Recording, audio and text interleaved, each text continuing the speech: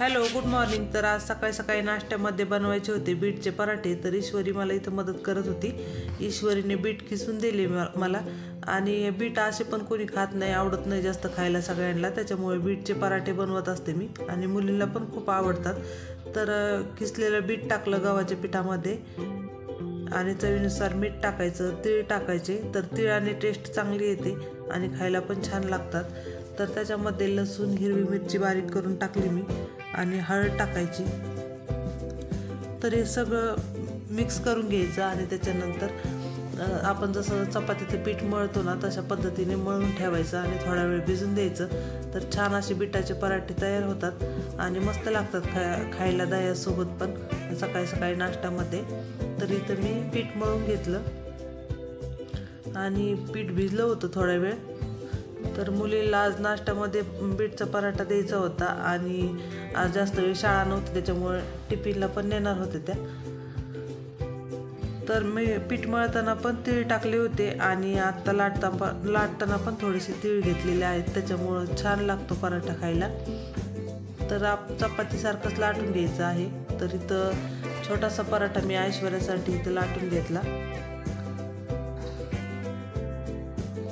आणि पीठ भिजल्यानंतर छान येतो पराठा, लगेच नाही येत एवढा चांगला।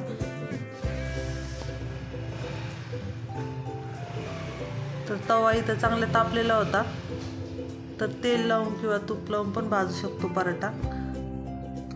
तर इथं मग सगळे पराठे लाटून घेतले मी आणि मुलीला नाश्ता पण द्यायचा होता आणि गरम गरम खायला छान लागतात हे पराठे।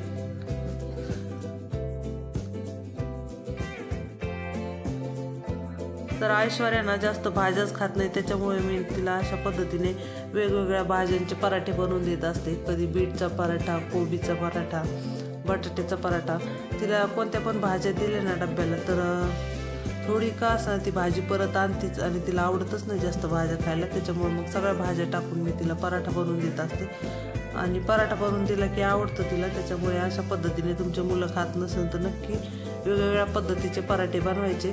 तर इथं मी पराठे बनवत होते, तर ऐश्वर्याने इथं रांगोळी काढलेली होती आज आणि सकाळचं कोवळं ऊन आलेलं होतं, तर छान असं वातावरण झालेलं होतं सकाळचं।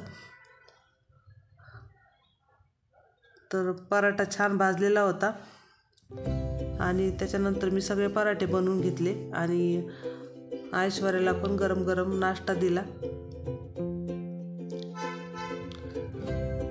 ईश्वरी तर नाश्ता करत होती।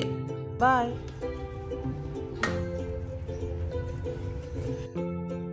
आणि त्याच्यानंतर ऐश्वर्या गेली, ईश्वरीचा पण डब्बा भरला मी आणि मग सगळं काम राहिलेलं होतं, किचन पण आवरायचं होतं, पण त्याच्या अगोदर देवपूजा केली आणि माझ्यासाठी चहा करायचा होता, कारण अजून चहा पिले नव्हते मी। सगळ्यांचं आवरून दिल्यानंतर निवांत बसून थोडा वेळ चहा पित असते।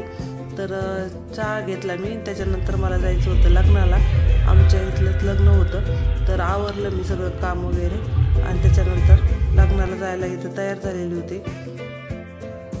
तर सगळ्या मैत्रिणी पण आलेल्या होत्या लग्नाला इथे। तर मैत्रिणीच्या मुलीचं लग्न होतं, छान अशी नवरदेव नवरीची एंट्री झालेली आहे इथे।